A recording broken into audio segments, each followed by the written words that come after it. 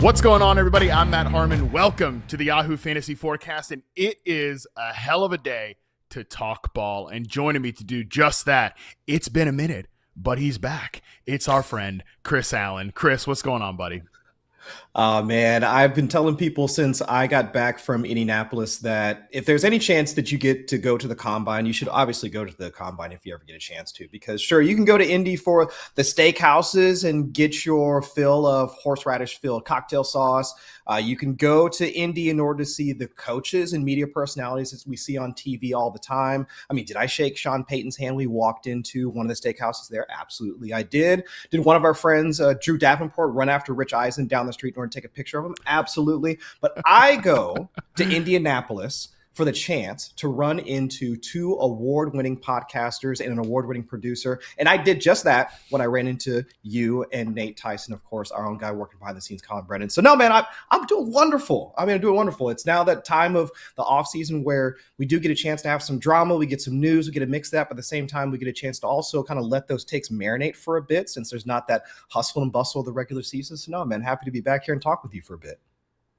Hey, big dog, let me tell you what, this is one award-winning podcaster to another because you are a big part of us taking that award home. So it was good to see you in Indianapolis. There's no question about that. Even though, like, I had to sit there and think to myself, like, as you're talking, like, what night did I see Chris? Because everything just kind of blurs together. Like, I know we hung out, but I'm like, what night was that? Because the whole week just kind of blurs together, which is also what happens here during NFL free agency week. I'm, like, not 100% convinced that all of these moves have happened either in the last 12 hours or the last 12 days, because this week has felt super, super long, a lot of twists and turns, but that's what we're going to be doing today. We're going to be breaking down some of the things that have happened here over the last week in NFL free agency. And look, Chris, when you're a big time podcast like we are, sometimes you just got to take the layups. Okay. You got to take the easy content. You got to fill the docket. We're doing winners and losers today. Okay. Is winners and losers a stupid exercise after free agency or really anything?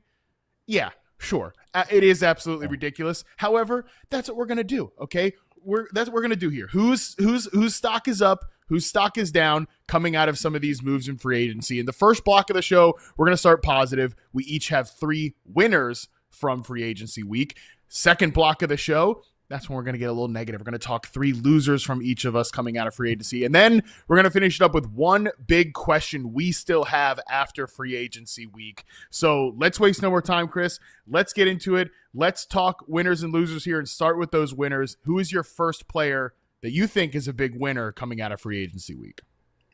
So I'll say my first big winner is Jaguars running back Bhayshul Tuten. And I'll set it up like this, because when I think about running backs and their potential to move into the upper echelon of the fantasy football rankings, it's 2 things. One, how many phases does your team see you playing in? And I'll elaborate that in just a second. But then also, are you part of a productive or efficient offense? I think the second question we can answer pretty easily, right? I mean, Liam Cohen, after taking the sticks and controlling the Jaguars offense last season, I mean, I think that was a success in my book. I mean, top half of the league marks in total yards per game, EPA per play, third in plays run in their opponent's red zone. I mean, I think that's all while managing a decline in their second-year receiver and Brian Thomas Jr., an injury to their first-round rookie, Travis Hunter Jr. I mean, all of those things, I mean, it's like when we were talking through some of the games last year, when you and I were recapping games, it was like, how is this Jaguars team going to continue marching forward? But still, they were productive, wound up getting to the playoffs, and essentially just to drive away from getting over the Bills and able to keep going in their quest for a Super Bowl. But I think for the first question I was talking about, like how many phases do we really see a running back playing in? I mean, that requires a little bit more thought. I mean, our friend and colleague, Dwayne McFarland, like it's a colleague in the fantasy space. I mean, he works with me over Fantasy Life, and he has the utilization report, which breaks down all the fantasy relevant facets of a player's deployment. So when I say phases, I mean, I'm talking about like what parts of the game do you really think a team is willing to feature that running back? Are you a long down and distance grinder, kind of like a Rashad White-ish type of guy? Your short yardage option like Kareem Hunt in the later stages of his career, or your receiver like Kenny Gainwell? And I think in Tuten's case, he was either able to match or exceed Travis Etienne's efficiency despite fewer touches. I mean, as an early down runner, Tuten had a higher success rate while seeing a similar percentage of stacked boxes, and Tuten broke more tackles on a per carry basis than Travis Etienne. And on third downs, he was just as effective. I mean, 5 first downs on 12 touches. I mean, over like just close to 50% conversion rate. So, I mean, the same held true in short yardage situations. I mean, another 5 first downs and one of them being a touchdown against the Raiders. I believe it was in like week 9 or so. As a receiver, I mean, despite just earning 14 targets, I mean, average 8 yards after the catch. And I remember that specifically, that average 8 yards per catch, because that's exactly how far he ran past both Cam Sample and Shamar Stewart for his receiving touchdown when they played my Bengals back in week 2. So I think I see all of those different pieces of Tuten's game really coming together. And with the path for him to have some more production here in 2026, I mean, yeah, could we see a bit more of LaQuint Allen? Absolutely. Could we see Trevor Lawrence continue to like run the rock in like every now and again as he has over these past few seasons? Absolutely. But I think with the void that Travis Etienne has left, Tuten has shown enough in order to fill enough of that and expand on more of what we saw back in 2025. Yeah, just to table set here for people who are not living and dying by NFL news. Congratulations on you guys, by the way, for having a life. We don't know what that's like. Well, Chris actually does have a life. I certainly do not have a life. So for those folks who haven't been dialed in completely, Travis Etienne signs a 4-year deal to go to the New Orleans Saints. That was pretty telegraphed. I don't think there was really any resistance that the Jaguars put up to keep Travis Etienne. I think he was always going to price himself out of their range. Obviously, he is a holdover from the last staff. 2 head coaches ago, actually, he was drafted by Urban Meyer. Remember when Urban Meyer drafted, telegraphed that he actually wanted Kadarius Toney, and then he's like, well, we'll just get Travis Etienne to catch passes. And so, what a disaster. God, what a time in human history when he kicked the kicker and everything. Oh, that was crazy. Was at the bar getting the lap dance, after a Thursday night game. I'm never gonna forget that was the Urban Meyer era. Is one of those things which is very rare that this happened, but that rises to the level of like, I got to tell my wife about this. Like, there's very few things that happen in the NFL universe. And I'm like, she'll find this interesting. But I was like, I got to tell. After that the bar incident, I was like, I got to clue the wife into this one. That was very much worth it. I will never forget the Urban Meyer era, as much as Jaguars fans probably do. But anyways, Etienne holdover from that draft several staffs ago. He was always going to move on. So he goes to the Saints on a 4-year deal. Then the Jaguars, to replace him, they signed Chris Rodriguez to a 2-year deal, formerly of the Washington Commanders. It's a $10 million deal, $6.2 million guaranteed, which is not chump change. And I actually kind of forgot about this. He was with Liam Cohen when he was working at the University of Kentucky back in 2021. He had 238 touches in that season under Liam Cohen before Cohen bolted to the NFL to go to the Rams before he actually went back to Kentucky in 2023. So they do have some history together. So Chris, I wouldn't say this is a complete nothing burger signing by the Jaguars, but I was kind of surprised to see my entire timeline at different points when I checked in really over the last like 24 hours at war with each other over like Bhayshul Tuten versus does Chris Rodriguez matter? I was like, guys, it's March. We got a long way to go, but you clearly don't think that this is that much of a needle mover for Tuten's fantasy stock. Well, no, because I still think it's going to increase. Now, do I think he's going to ascend to the same levels as Travis Etienne was, even from an ADP perspective? No, but should we at least consider the path for him to get into that range, or at least something close to that over these next 3, 4, 5 months as we get into training camp and as we hear more about how he's integrated into the offense along with Chris Rodriguez and the rest of the team? I think that is more reasonable than saying, let's just copy and paste whatever Travis Etienne did and move Bhayshul Tuten into that role. That's where I'm at as of right now. Because again, looking at how he performed back in 2025 and how well he can play in each of those roles, I still see him kind of mapping more so into that skill set of what Travis Etienne is leaving behind than what Chris Rodriguez showed with the Commanders back in 2025 as well. Could Rodriguez also factor in as the goal line type of guy, maybe short yardage type of carry option for the Jaguars in 2026? Absolutely. But I would at least think of Tuten at this point as more of the, let's say, 50 to 60% of the carries, that type of a role for him that at least gets him into that RB2-ish consideration more so than anything else. Yeah, I like the way you frame that there. I really wonder where he's going to kind of settle from an ADP perspective because people are going to be excited about him. And he is a very exciting player. He's explosive. He showed some flashes last year. There's no question about that. A lot of the advanced metrics were pretty good on him. And famously, again, you can pick your kind of fun little touchstone narrative here for these Jaguars backs because James Gladstone, when he was interviewing for the Jaguars job, was talking about Bhayshul Tuten as one of his target players last year, and then he ends up getting the Jags job. He ends up drafting Bhayshul Tuten, so there's clearly a lot of investment in him. They were pretty not hard on him, I would say, but they were pretty like, hey, we got to get this fumbling problem worked out in mini camp, and for the most part, it didn't really turn itself out to be a big issue. So Tuten's a guy that's going to be very, I would say, expensive in drafts this year. I'm waiting for Justin Boone to respond to me because I just texted him. I said, where do you think you're going to rank Tuten next year? Because I didn't want to spend all the time crashing my computer to figure that out here. So he's got the text bubble up. I will update the people as we go here in terms of where Boone thinks he is going to rank, where he's going to rank Tuten, because I think that will tell us a lot in terms of what it's going to cost to draft him. Come on, Boone, like hustle up here. Anyways, we'll come back to that. I'll get to my first winner here, which is another rookie running back from last year, Ashton Jeanty. I think we got to say he is a winner coming out of free agency. Tyler Linderbaum signed to be the center for the Las Vegas Raiders. That's a big upgrade there. They paid a premium to get him, but Linderbaum's a good player. At the pivot point there, he's going to be a really good fit in Kubiak's like zone blocking run scheme. I think that's pretty successful.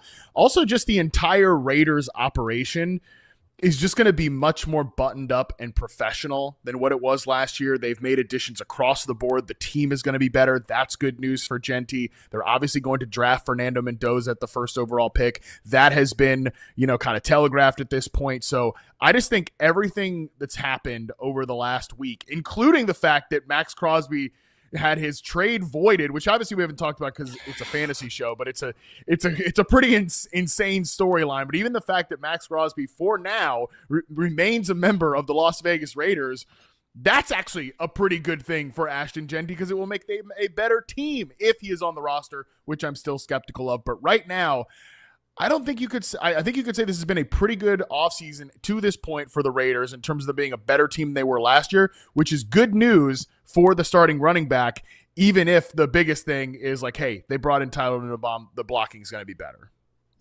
Hey, any way to improve the way that the Raiders approach their run blocking scheme, I would say is a plus for Ashton Jeanty. 18 running backs with more than 50% of their team's carries last week.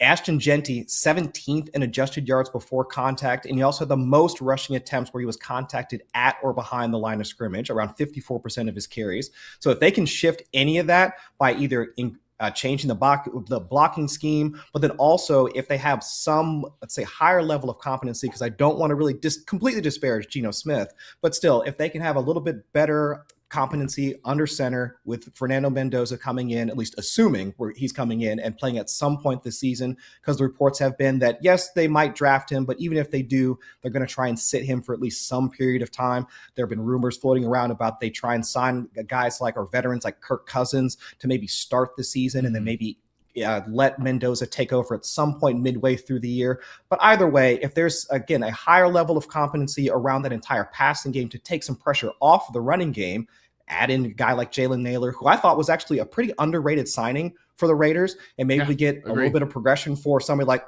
Jack Besh maybe here in his second season as well.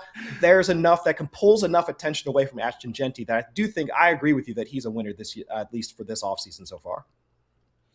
Yeah, last year I was very much just not interested in drafting Ashton Jeanty in the first round. Nate and I did the whole show where we looked at like guys who were going really high in ADP relative to like their projected offensive efficiency, and the Raiders stuck out for those two teams. For those two guys, Jeanty and Bowers. This year there's going to be that same iron price from an ADP standpoint. I'm probably more open to it this year. Again, the Linderbaum addition's great. Jaylen Naylor coming in. The guys they've got on defense, I think, will make that unit better. But to me, it's just like, it's just going to be an entirely much more professional operation, which is weird to say because Pete Carroll was the head coach and Pete Carroll's like a model of professionalism. But it's just Brennan Carroll, the Nepo baby offensive coordinator, Chip Kelly and Pete Carroll not being on the same page, the front office and those guys not being on the same page. Everything's just going to feel a lot better in Las Vegas this year. So I'm very excited to actually be in on Ashton Jeanty this year. Update from Justin Boone. He says he says, I'm literally working on running backs as we speak, so don't hold him to this. But he's got Bhayshul Tuten at running back, which is amazing timing. He's got him at running back 25. My guess is the ADP on Bhayshul Tuten will be significantly higher than that. So we'll have those conversations as we go throughout the spring and summer. Give me another winner you think from this past week, Chris.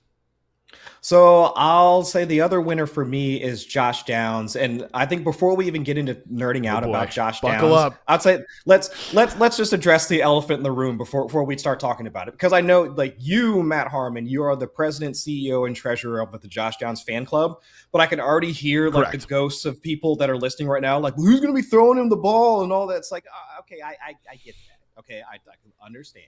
So let's caveat all of this with his value being tied to whatever Indy decides to do at quarterback, at least to start 2026. Okay.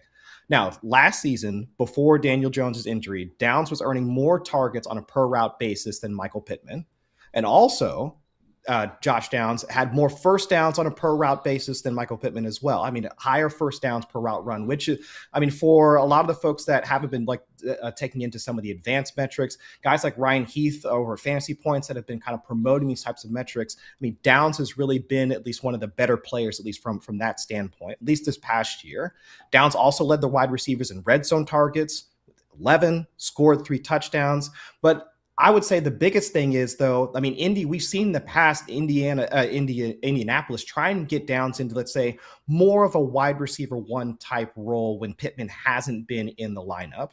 I think it was back in week 10 of 2024 with Pittman out. Downs was up to 71% route rate, 28.6% target rate. Week 16 of 2023, also when Pittman was out, Downs up to a 93% route rate, 25% of the targets. I mean, when they've had their opportunities, I mean, regardless of who's been under center, what is Gardner Minshew back in 2023, the Joe Flacco era of the Colts in 2024, independent of who's been throwing him the ball, when they've had the opportunity to do so, they've put Downs out on the field more often and tried to at least get him more involved in this offense.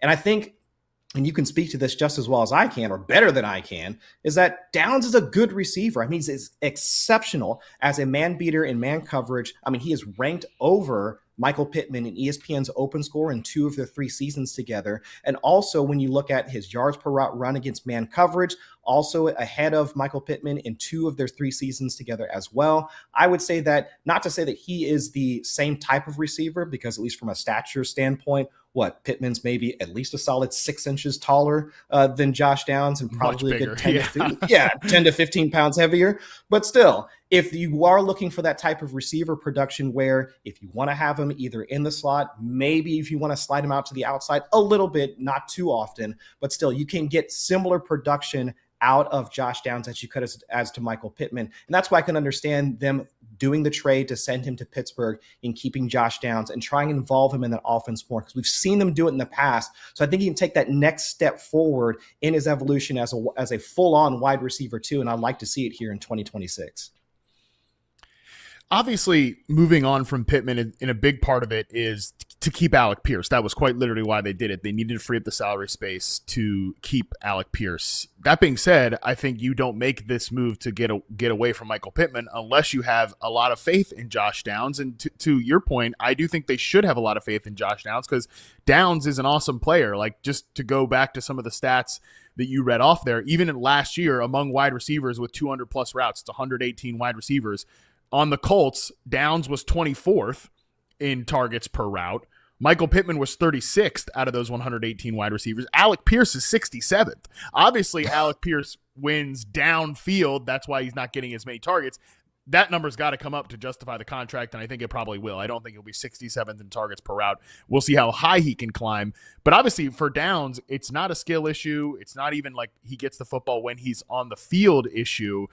It's just not being on the field enough. I mentioned 118 wide receivers ran 200 plus routes. Downs was 56th in route participation, which is lower than like Chimere Dike. It's right ahead of Xavier Hutchinson. Like, obviously he dealt with some injuries at times, but he just needs to be on the field more. The question, Chris, is do you think the Colts will look at 5'9", sub 180 pound Josh Downs and say he's going to be on the field for every single snap? He's going to be in 2 receiver sets.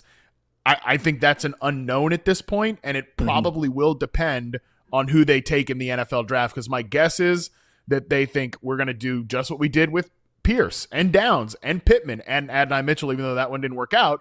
We're going to take a guy on day 2 of the draft and see what happens there.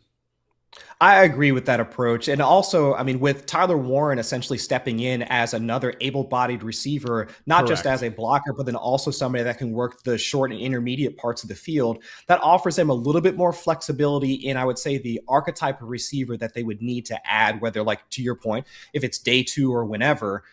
But I still think that there's a world that exists, and hopefully it's this one, that they view Downs as an every down or as a higher route participation type of wide receiver as compared to the last 2 to 3 years that we've seen from, where his route participation has sit in the 50-60% range. Kick him up into the 80%, have him as a part of 2 wide receiver sets, and at least have him on the field a bit more often for when whomever's going to be throwing them the ball, that's TBD at this point. At least when they need a bucket, need a first down conversion, he is that guy, or especially once they get into the red zone, they have all of their options there. At least that quarterback would have all of his options available for them in order to convert or wind up getting the Colts into the red zone. So I think that's how they see him. And I think that might be a little bit of a leap of faith because we haven't seen it yet, but at least from what we've seen so far, enough of the metrics are there to tell us at least there's a possibility to it. Or at least that's a part of his game for what we've seen over the last 3 years or so.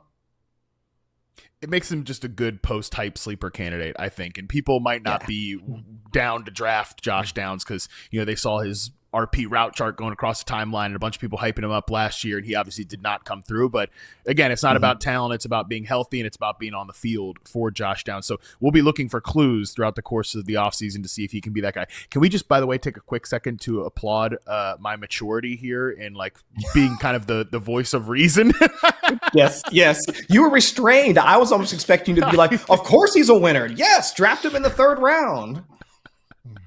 No, I don't want to get people burned again by Josh Downs in fantasy. But yes, I'm very excited. I do think he fits as a winner. Another wide receiver I think we got to categorize as a winner here, regardless of what you think about the price that the Bills paid to get him or his contract. I think we do have to say DJ Moore is without question a winner coming out of free agency, going to the Buffalo Bills. The reality is here, he just was not a fit in Ben Johnson's offense. He was targeted at the lowest percentage from a targets per route run perspective of his entire career. It was sub 17% in the regular and postseason combined. And I was trying to explain this to James Coe yesterday, where at different times last year, it just felt like 10 guys were running the Bears offense. And then DJ Moore was kind of doing his own thing. And I don't mean that to take a shot at DJ Moore. I just think he wasn't really a system fit. And I think that's been borne out at this point. And I think it was always kind of, hey, we're going to have you around here for one more year and then we'll be gone in terms of this relationship.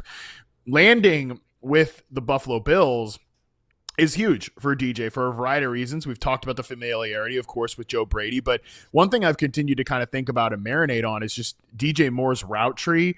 And you see that what he ran a lot last year from a percentage standpoint when I charted him was a lot of those post routes to clear stuff out. Honestly, the most expensive sacrificial receiver in the league.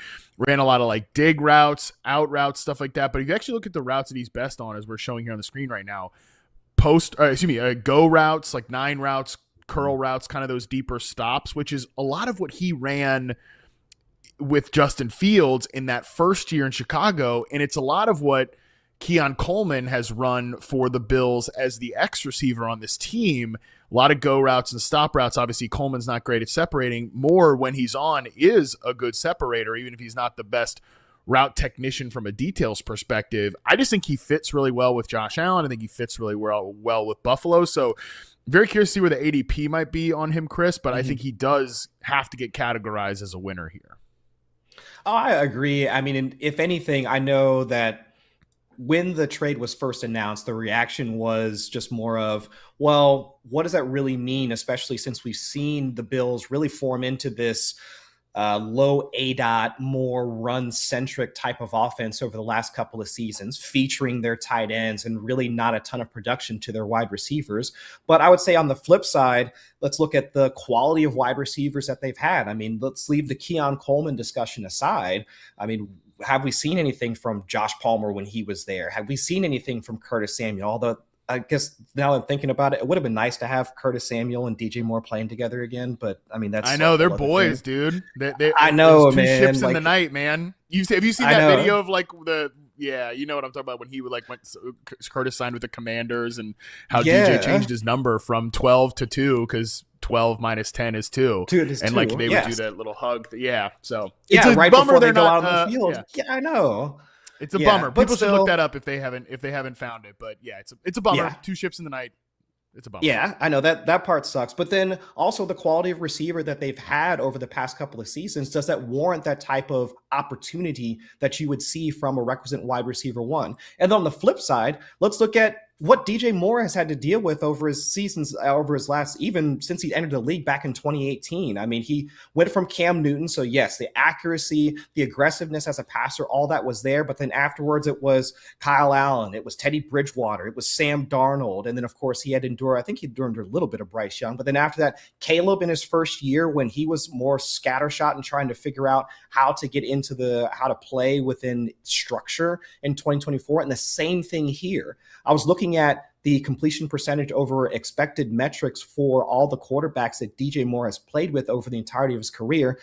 Just 3 times he's played with a quarterback that's ranked at top 10 or above. And now he gets to play with Josh Allen that we know is not just aggressive when he can be, but also we know that since he's made a lot of the shifts in his approach to throwing the football, he has been one of the more accurate quarterbacks in the league. So delivering a quality pass to a quality receiver, I know it sounds simplistic, like when I say it, but it's just, this is how you can get the type of production that you would want out of a wide receiver. So am I pushing DJ Moore up into the second round? No, but I would say where he's probably going to be valued at, which I'm assuming is probably somewhere in the 3rd-ish round. Again, I could see that being at least a reasonable price for a wide receiver of his quality and also the offense he's going to be a part of. Yeah, I bet it comes in even lower than that from an ADP standpoint. He never played with Bryce Young because he was part of the Bryce Young trade. That was the year that he had. That's right. Justin yeah, Fields. They flopped. But to that point though about Justin Fields, like just different quarterbacks and wide receivers see the game differently, and like those two guys were on the same page. And obviously Josh Allen is worlds better than Justin Fields, but just some of the throws that those guys like to make do overlap. So I think that's why it's just a good pairing with DJ Moore here, in addition to the fact that Josh Allen is awesome. Okay, give me another one of your winners from free agency. So my last winner is going to be Christian Watson. And I would just say that I say his name, but I would say that you could just expand that to be the Green Bay Packers wide receivers at all. I mean, honestly, because when we talk about the crowded wide receiver rooms across the league, I mean, especially for the Packers, it's just if you play on I would say, efficient but low volume type of passing game, it's each week from a fantasy standpoint, who do you want in your lineup? Because we can talk about Christian Watson and the highs that he had, but that was also at the expense of not having a healthy Jaden Reed for part of the season. Tucker Kraft not also being there for most of the season as well. So it's just having to take all of that in context, but then let's just look at Christian Watson and how he performed in 2025 alone. Active for 11 regular season games, target share over 20% in 5 of them, target share over 30% in 2 of them. I mean, you and I, we sat down and recapped a couple of those games where he was just going berserk in like multiple over like those short stretches where he was the team's leader in air yards, but also in targets as well. But then it's also the efficient targets that we started to see as well. I mean, over 30% of Jordan Love's targets off of play action went to Christian Watson. So if we're thinking about play action targets as something of a force multiplier from a production standpoint, and Christian Watson is getting those, I mean, that's where we should now start to really consider him as at least in that, let's say, mid-ish range, like wide receiver 2, because there's still, I would say, some level of incompleteness to his game. And so even with Romeo Doubs leaving to the Patriots, and that's leaving some sort of a void in the Packers pecking order, it's how much of that can Christian Watson really take over? Because when you think of Romeo Doubs, I mean, a lot of outbreakers, hitches, inbreakers, a screen or two there for Doubs. Can Christian Watson really form into or take over some of that from a route development standpoint? Because really, a lot of what Christian Watson was running last season, go routes, some intermediate to deep crossers, I mean, those types of routes to really get him in stride and keep him moving and allow him to use his speed in order to create those explosives. So, I mean, again, that's kind of wish casting to think that Watson is going to take over a lot of that role, but at least he is a part of a team that at least the aggressiveness is going to be there. Because Jordan Love has ranked 6th or better in terms of air yards per attempt over the last 3 seasons.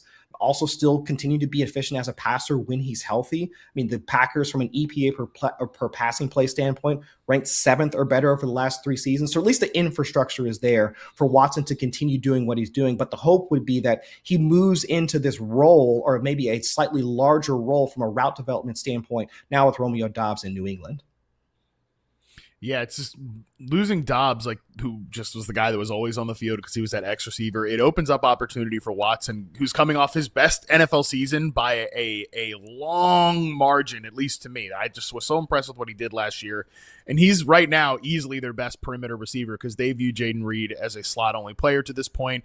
And I have no idea what to think about Matthew Golden. Like, I got to go back and chart some of the Matthew Golden stuff later in the year because middle of the year, it was it's okay. So I do agree with you that Watson is certainly a winner here. My last one, and I'll just play the hits on this one, all roads lead back to Ladd McConkey. I think he is a quiet winner from this week, mainly because, talked about this with Boone, their signing of Alec Ingold at fullback and Charlie Kolar at tight end clearly indicates that this team is going to be much more heavy personnel focused this year than they were last year. I've mentioned this stat before, but the Chargers were 5th in the NFL in terms of percentage of plays with 3+ wide receivers overall last year.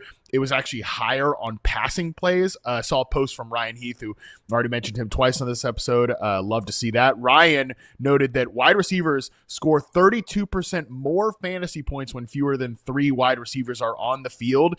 Again, last year, Chargers were 3rd. McDaniel, was 4th fewest on passing plays. And again, their moves this offseason, signing Kolar as a inline guy who can catch passes for sure, but also is going to be an asset in the blocking game. And they're not just going to bench Oronde Gadsden. Signing Alec Ingold, like, they're going to be a pretty heavy personnel package team. And they view Ladd as a guy who's not like a slot-only player. He's never been that for them. They've played him on all the downs. So I think he's going to be on the field a ton. He's going to get that target concentration overall. So quietly a big winner from free agency. In addition to the fact that they added Tyler Biadasz at center, which will be a big upgrade. We'll see about Cole Strange at guard replacing Zion Johnson. But again, healthier offensive line, new system, heavier personnel packages. Ladd McConkey's target per route rate is without question to me going to go up. Oh, 100%. And now we saw that shift last season with some of his role from 2024 kind of getting piece parts out to some of the inclusions or even just other players on the roster taking a step forward. Because a lot of the deep ball targets that we saw from 2024, some of those started to go to QJ here in his second or third season, rather, like as he started to take a leap forward. Some of the 3rd and 4th down work, I mean, while he had almost a quarter of those targets back in 2024, they fell with Keenan Allen starting to take over some of those obvious passing situation type work. So I agree with you that with that shift, and also Mike McDaniel, and especially during his first presser, I think when he came on as the Chargers OC, it was the discussion of let's make some layups. Let's try and make things as simplistic as possible for Justin Herbert. And I think a lot of that would have to do with having Ladd McConkey get back into, I'd say, a fairly similar role to what we saw in his rookie season and what we saw in 2025. So I agree that I think the arrow's pointing up for McConkey here in 2026 for sure. All right, those are your winners coming out of free agency. We're going to take a quick break. When we come back, we'll talk through some folks who are losers after the first few days of free agency. We'll get into that right after this.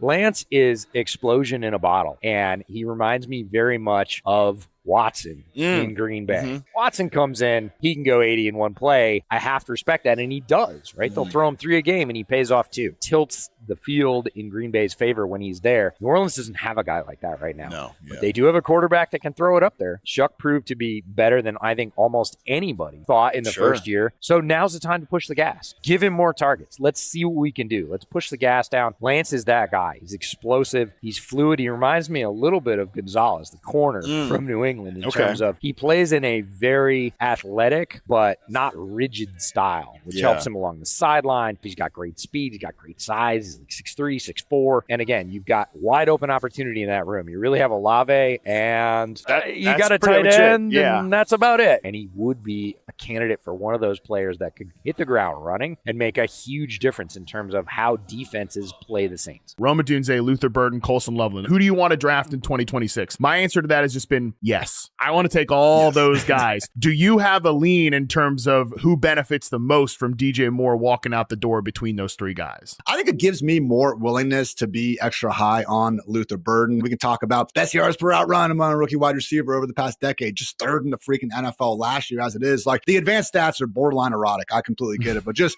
watching the film and the way Luther can freaking move out there, man, we now got the incoming targets. We got year 2 in the system. We did see his playing time increase as it went on last year. I believe Kaleb Williams will take another step forward. Luther Burden, man, I think right now he's probably already going to be around consensus wide receiver 18 with guys like Jameson Williams. And honestly, I'm buying him at that cost. When I saw them draft Burden in the second round last year, and I was like, they drafted him to push DJ Moore and then eventually replace DJ Moore. I think there's reason to be excited about all these guys, but Luther Burden's the guy who definitely gets the playing time bump here.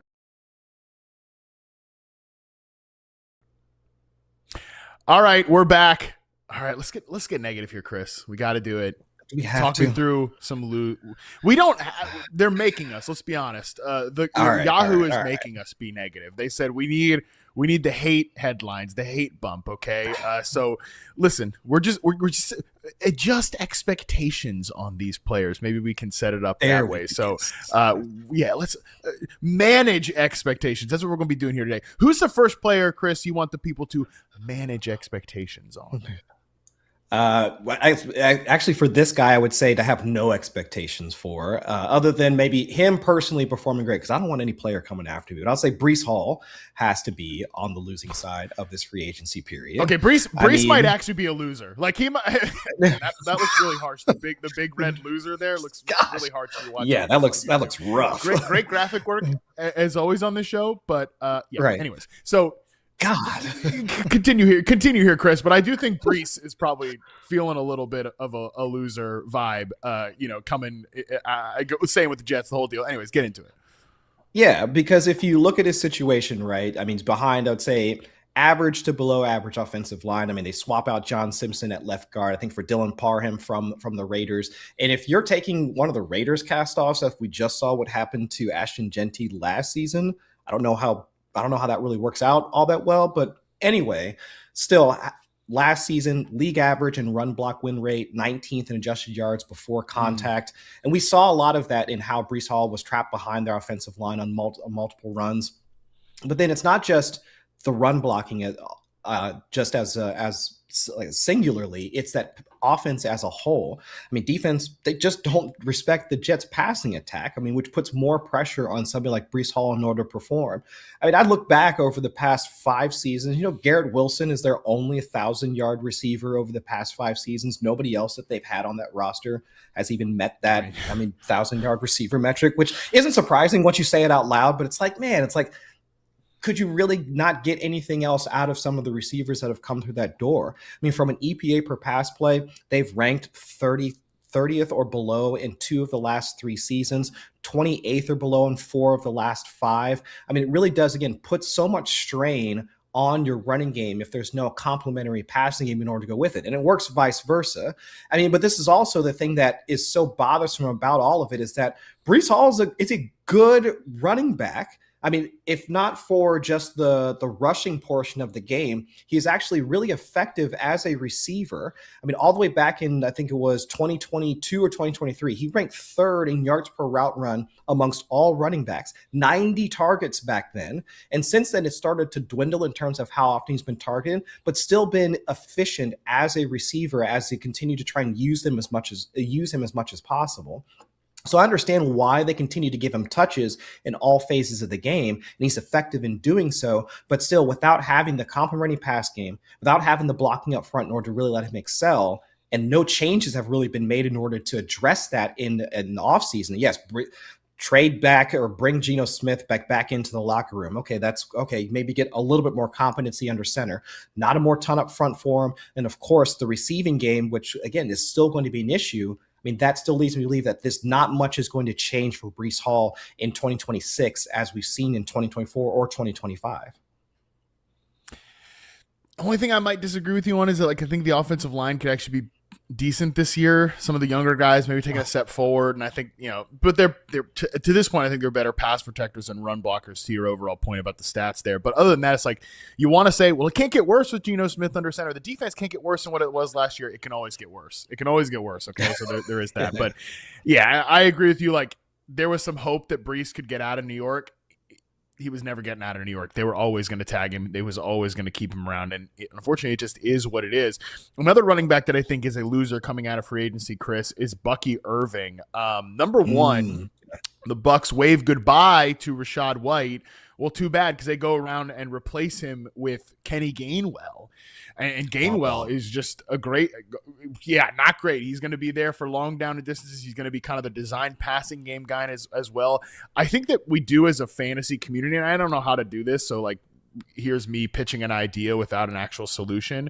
We have to start differentiating guys who are like good in the passing game without just referring to how many balls they caught. Because like Bucky Irving, you look at his rookie year, it's like, well, he was good in the passing game. He was good in the screen game. But in terms of like being involved as an act, like with routes and stuff like that, to this point, the Bucs have not trust Bucky Irving with that. And once they lost Liam Cohen, the screen game god, like that has just not been able to replicate itself last year.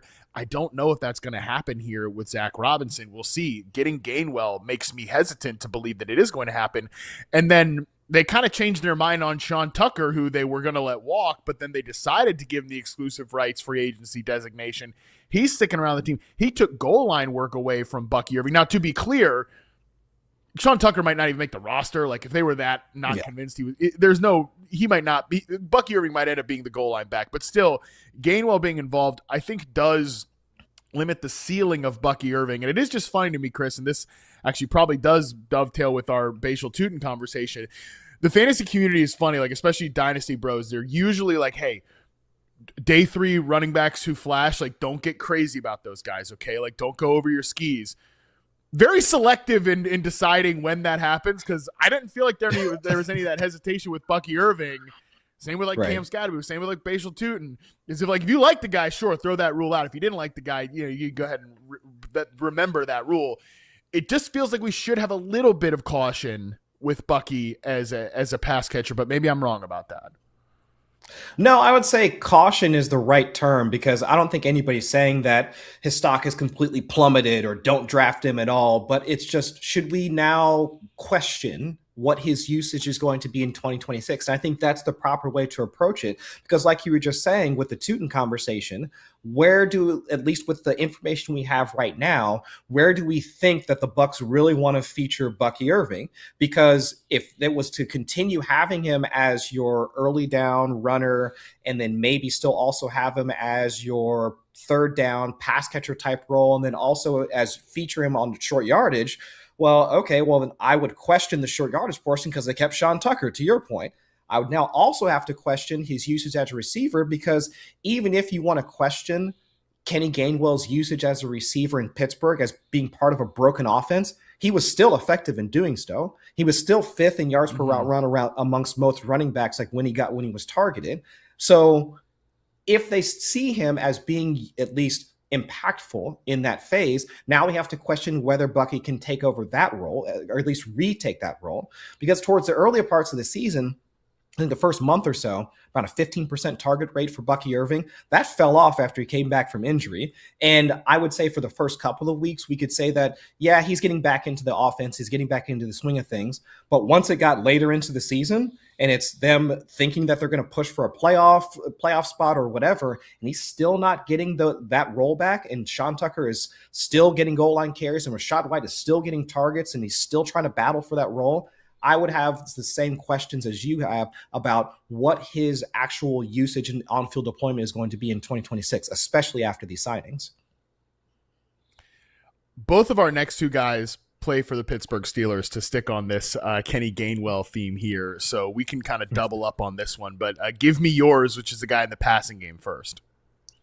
Yeah, DK Metcalf. I mean, you trade for another wide receiver. I would say anybody would have questions about what that usage for the incumbent is going to be moving forward, but especially a guy like Michael Pittman, who has earned like no less than 20% of the team's targets over the last 3 seasons when he was in Indianapolis. So you go from DK Metcalf having the competition of Calvin Austin, MVS, Adam Thielen, who was traded for midway throughout the season, Roman Wilson, to, I would say at the very least, a legitimate wide receiver that DK Metcalf is going to have to compete with for targets.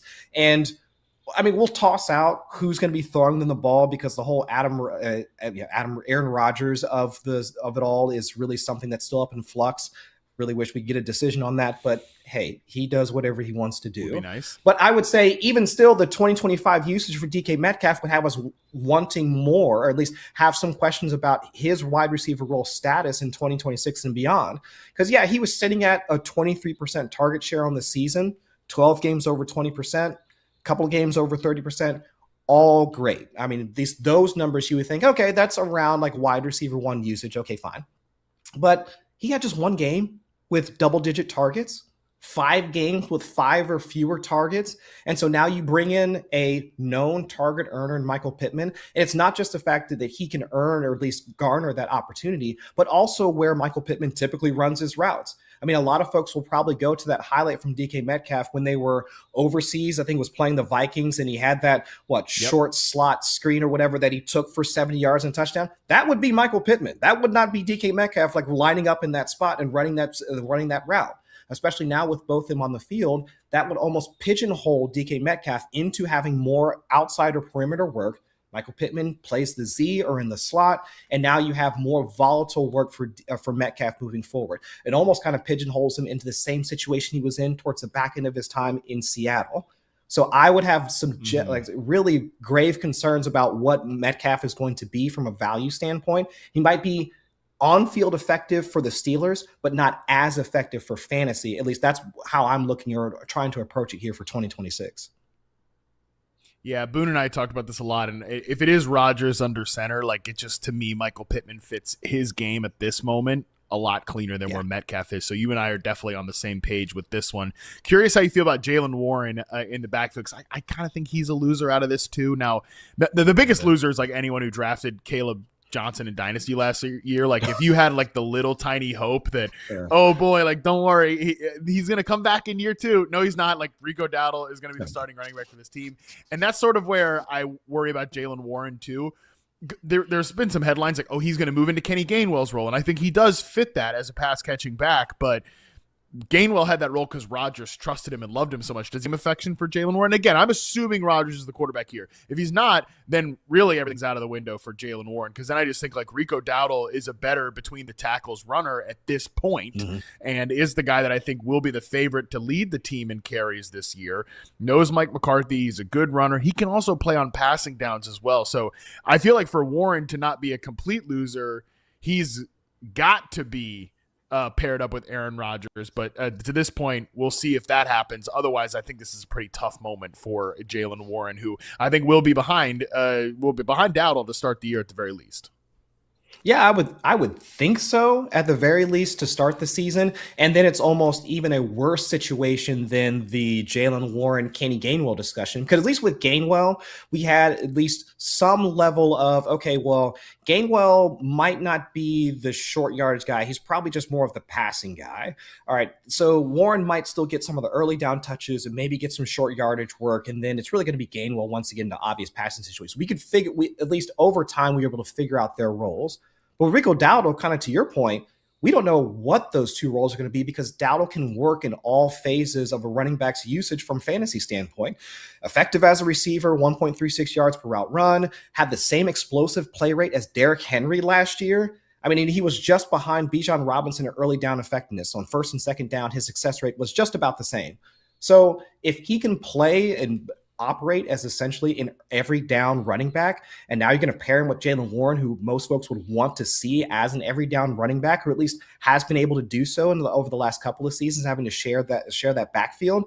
It's just going to be more questions about how many touches are we going to have to divvy up between this backfield. And to say nothing about Kaleb Johnson, but I'll say Warren specifically, if anybody had any hopes that he was going to now take a step forward and get more work, now he just runs right back into that RB2 role with Rico Dowdle coming into the fold. All right, we each got to give one more loser here. Got to be quicker with these ones. Chris, give me one last guy that, again, you're managing expectations on after free agency. Tyler Allgeier, why? I asked Tyler Allgeier why, and I'm asking the Arizona Cardinals why. It's just like, why? We didn't need to do this. Why did we need to do this? For the Cardinals standpoint, they already had James Conner because they wanted bringing him back for another year. Trey Benson is on the roster at least through 2027. For now. For now, sure.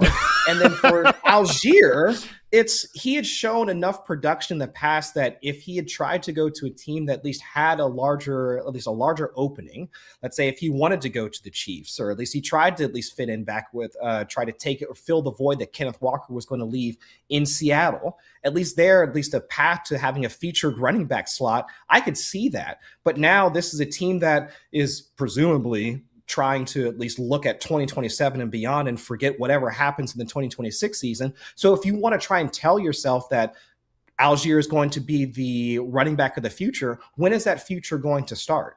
Is it going to be in 2027 when they presumably try and draft their quarterback of the future? Or will it be the year after when they try and I'm assuming there's going to be maybe a new coaching staff or a new front office change at that point. So it's just my concern with Allgeier and his path forward is just, where's the value going to come from? Where the touch is going to come from? And also in a situation such as the Cardinals, it's just, where's that offensive production going to come from in order to sustain him as a running back? Because really the only Cardinals players are going to be drafting are probably going to be tight end, maybe a wide receiver or two, and that's it. So I'm out on Tyler Allgeier for 2026. I want to remain open-minded on this one just because it should still be an ambiguous backfield. And he was a guy they just gave some money to, but it would be a lot cleaner if James Conner wasn't going to be in the mix. So I agree with you. That makes it a little bit murky here. All right, for my last, I want to say a guy that I think maybe manage expectations on. I want your feedback on this because if anybody clips this, I want my caveat to be known that I'm just take shopping this right now. I'm not like 100% saying this guy's going to suck this year or anything like that. I want that on the record. If anyone's going to clip this better be a part of the clip.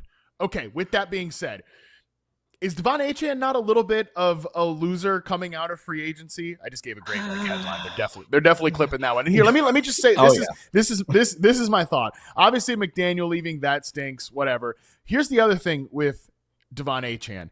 A huge part of what has made him such an awesome fantasy player has been his ability as a pass catcher, especially the last 2 years. So this is where he ranks among running backs in certain passing metrics the last 2 years combined. 175 targets, that's second. 145 catches, that's first. 1,080 yards, that is third at the running back position.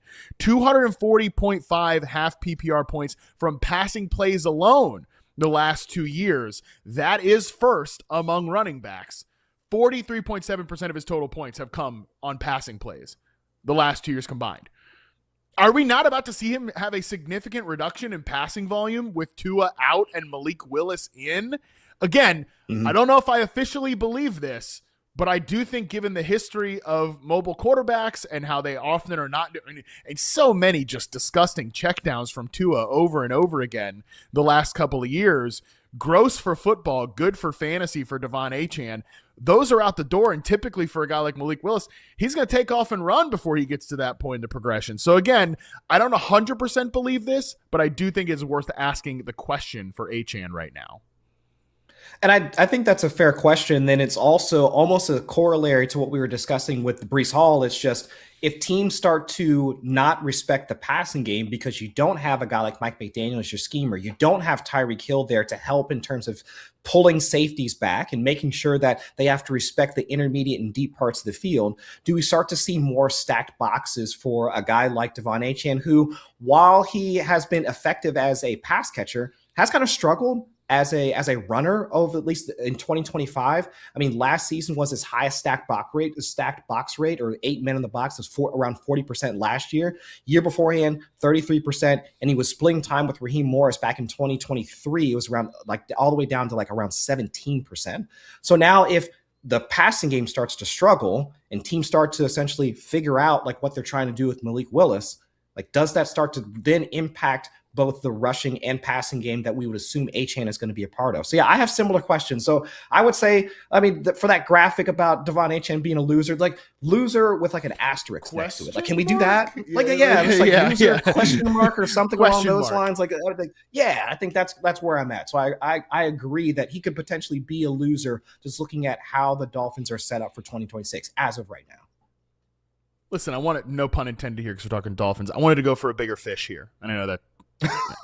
Please don't at me about your freaking oceanography. It's right there. You don't at me about oceanography jokes, okay? Please. But I wanted to go for a bigger fish here. Nobody's like Jaylen Warren, a loser coming out. Nobody cares, okay? But if Devon Achane's stock is on the decline, that's actually something worth talking about. So again, we're simply asking questions here on the Yahoo Fantasy Forecast. We're going to take another quick break. We come back. We're going to break down biggest fantasy questions. We've each got one coming out of free agency. We'll get into that right after this.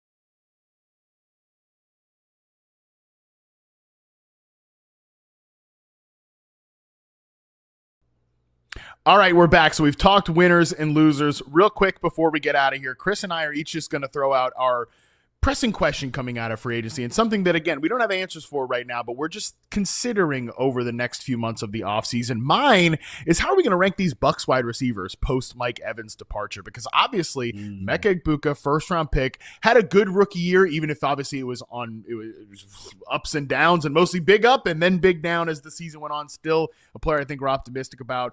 Chris Godwin, power slot, he's back. Jalen McMillan flashed at the end of the year. I think this is going to be a topic of debate in the offseason in fantasy. For me, I'm still marinating on it because especially I don't totally know how all three of these guys are going to fill out from a role perspective. But what I do like is that Zach Robinson, the OC who was with Atlanta, he got everybody slot reps in 2024. All of Darnell Mooney, Drake London, Kyle Pitts, and Ray McCloud took over 35% of their routes from the slot. I think that's a good piece of information to consider as we think about these Bucs guys, because they all do need some work from the slot, at least in my opinion. So definitely something I'm going to be thinking about over the coming months. Chris, what is a question you have coming out of free agency? So my question is, how hyped or how much should I really get into this Saints offense for 2026? Because towards the back end of 2026. I know we talked about it. I called it as the Saints are going to be the wild card team coming out of the NFC South on our last show with Fitzy Boone and both of us. That's right. But now they add Travis Etienne, another year with Chris Olave in this system with Kellen Moore. We have seen at least some sparks from that offense with Tyler Shuck under center. So now I have at least a bit of excitement. I'm trying not to get overexcited, but now with the additions, and also added in Noah Fant as a tight end. So it's like not a bunch of needle movers, but enough cumulatively that they should be able to at least put together an offense that we should want to continue to invest in 2026. So I'm excited about it. But again, I don't want to get over my skis because after they ended having to throw passes to Dante Pettis, it's like now we can add a bit more juice to this offense. So I'm really excited to see what the Saints look like in 2026. Well, it's a good thing we got to get out of here because you're asking the wrong guy. I'm already way too excited about this Saints offense, and I'm going to feel I need to talk myself back over the course of these next few months. So I'm with you on the optimism, and I liked the ETN and Edwards signing as well. That is going to do it for today's show, Chris. Great to have you back. Awesome to break it down with you. Appreciate you jumping on here, and hopefully we don't get clipped too hard for some of our losers. We will see how that goes. So good to see you, Chris. Good to talk with you as always. This show will be back on Monday with another edition of Mock Draft Monday. We've got Danny Kelly from The Ringer coming in, electric set of players to break down with him. And then on Tuesday, we're going to be back live with Justin Boone at 2 p.m. Eastern on our YouTube channel, and we are opening up the panic meter. That's right. Who are you guys freaking out about? Post-free agent edition. Send in your post-free agency panic to fantasymailbag@yahoosports.com, and we're going to do our best to answer all of them. Fill that mailbag up. I'm really excited. Dynasty base, redraft, whatever it is, send your panic emails. Again, fantasymailbag@yahoosports.com. Until then, we are out.